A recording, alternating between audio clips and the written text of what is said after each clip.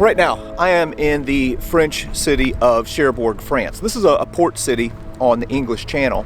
And in June of 1944, Cherbourg was a key objective for the Allies, mainly to secure a deep water port to accommodate the tons and tons of supplies that were needed to feed these armies that were moving in to Nazi-held Europe. So the 7th Corps, under Lightning Joe Collins, had cut across the peninsula and had shifted north and was making a three-pronged assault up here on this city. On the right flank, you had the 4th Infantry Division. On the left flank was the 9th Infantry Division, and in the middle was the 79th. Again, this is a key objective for the Americans and one that the Germans were going to defend at all costs.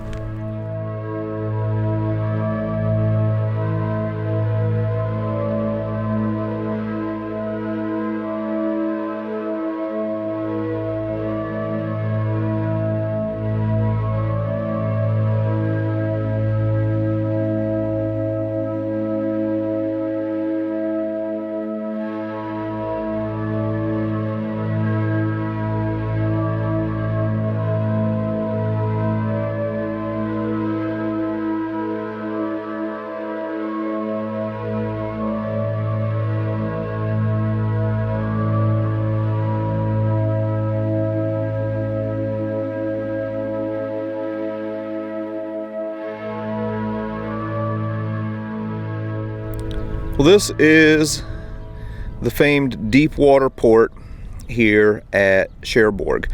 This is a site that was important not only in World War II, but really throughout French history.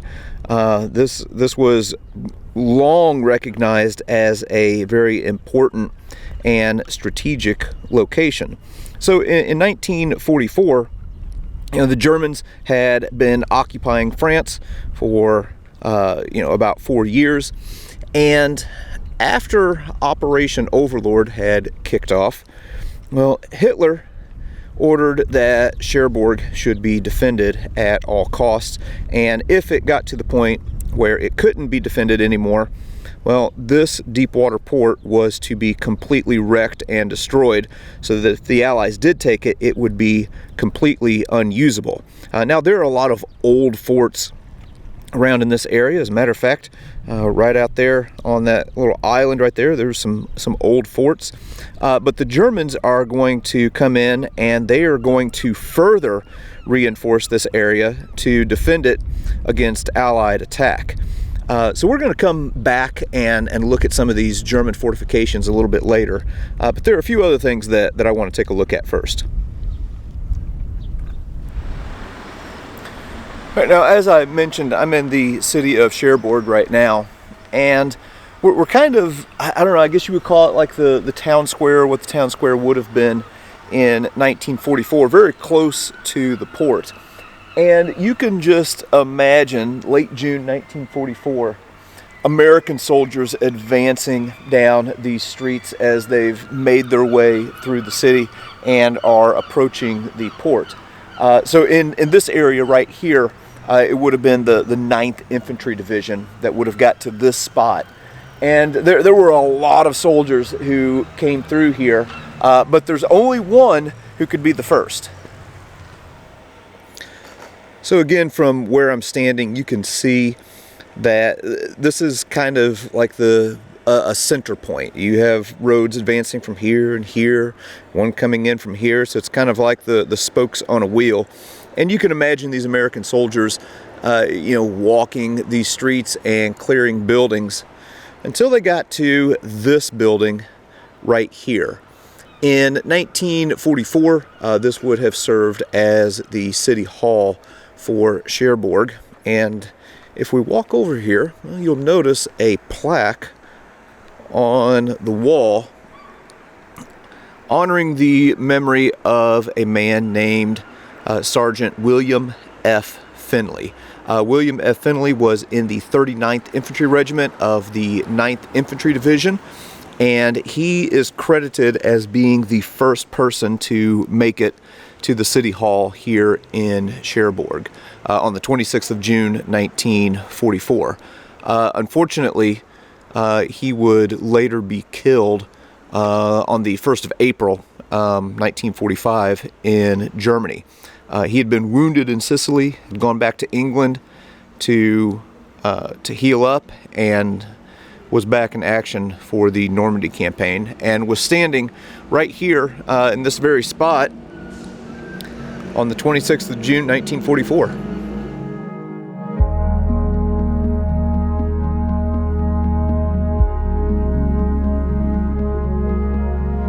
Also here in this square, they have a monument to the martyrs of the resistance on the Cotentin Peninsula from 1940 to 1945. And then down here they list some of the Nazi concentration camps like Mauthausen, Flossenburg, Dachau, Buchenwald, Auschwitz, different places where some of these French people ended up being sent during the war. All right, we're gonna go take a look at some German bunkers now.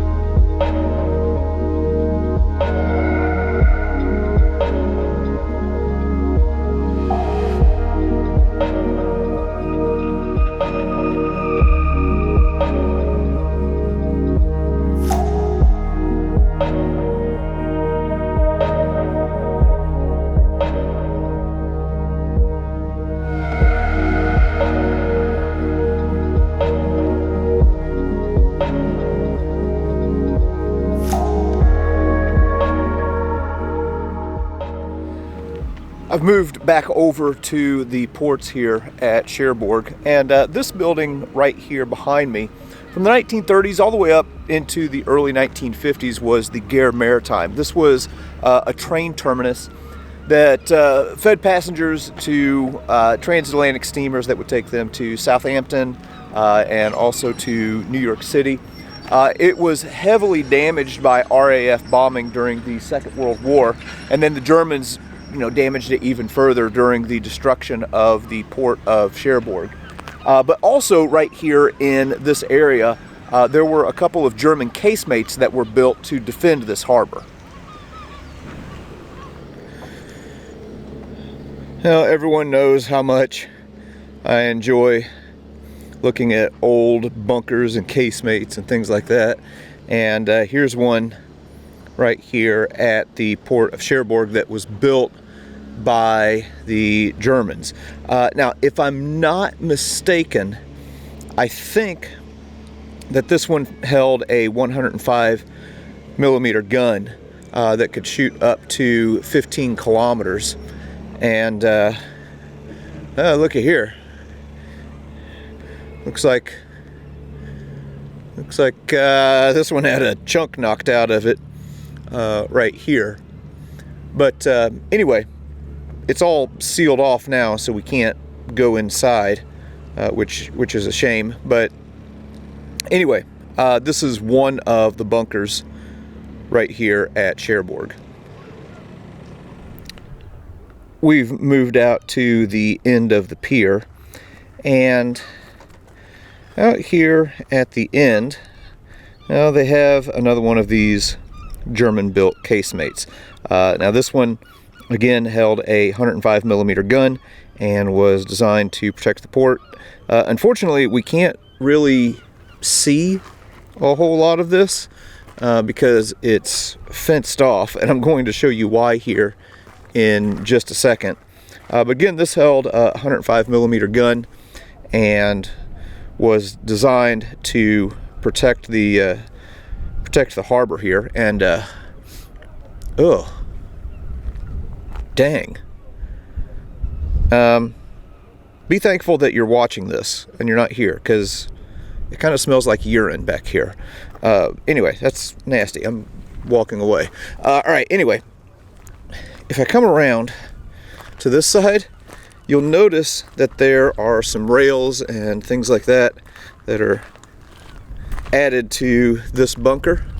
Well, that's because it serves as a viewing platform for a dadgum nuclear submarine. I believe this is called Le Redoutable, and it is the first nuclear-powered French submarine. And it's part of the museum facility that is inside the old station there.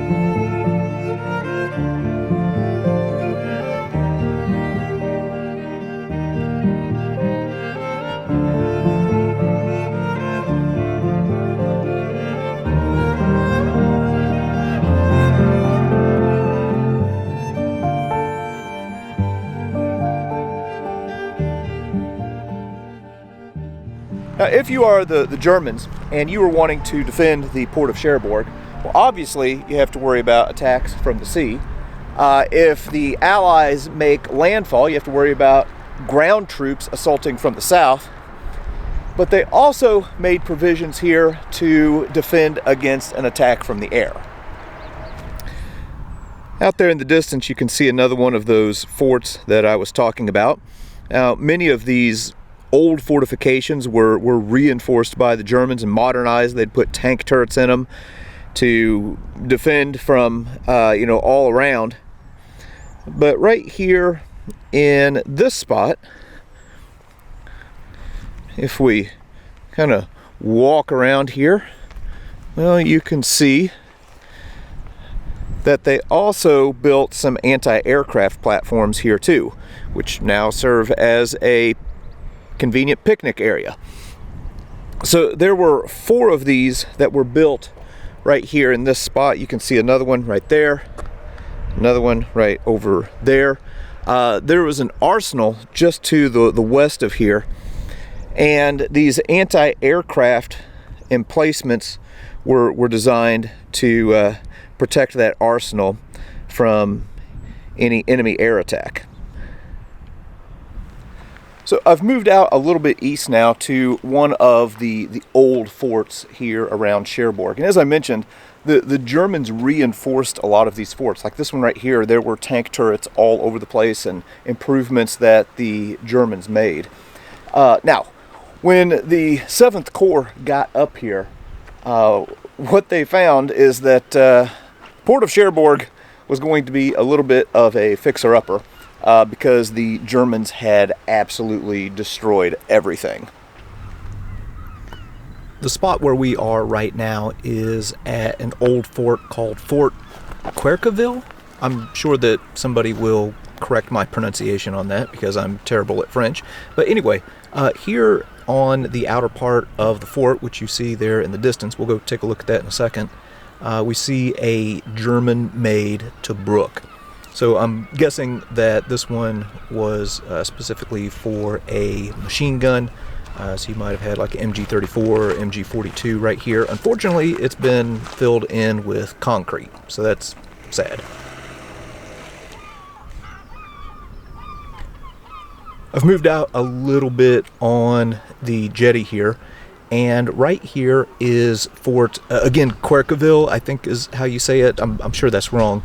But anyway, this is a fort that was built during the reign of Louis XVI and was not finished until like around 1852. So again, just as with the other places here, in Cherbourg, you have these pre-existing forts and defenses to defend the harbor here. And the Germans came in and under the Todt organization made improvements and bolstered the defenses. So here we can come out and kind of see over the English Channel a little bit, right here by this this old French fort.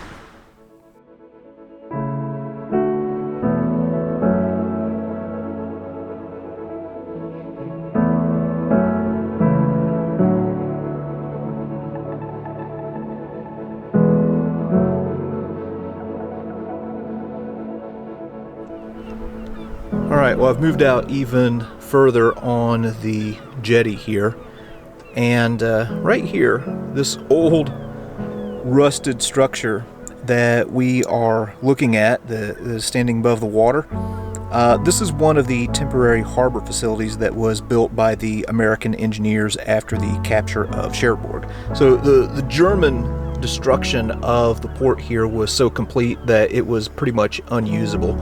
So the engineers, which my grandpa was in the engineers in the Korean War, so they have a place pretty close to my heart, did a lot to make this usable and to really help with the Allied effort here in Normandy.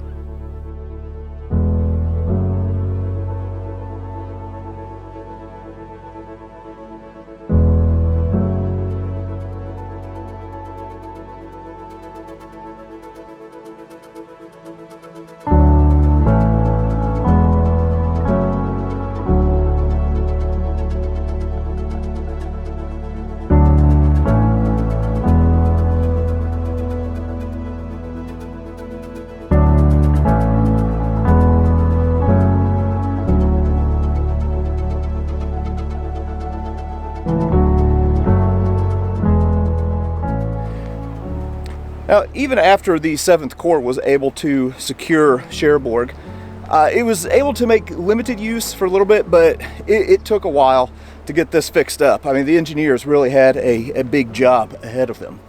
But anyway, this is a place that I'd never been before and had really wanted to visit. So that was just a little bit here at the port of Cherbourg.